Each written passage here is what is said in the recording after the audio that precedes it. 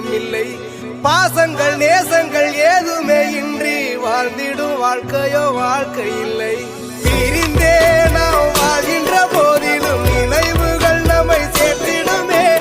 அழகாய் பூ பூத்திட வேண்டிய வேர்கள் நீர் ஈர்த்திடுமே.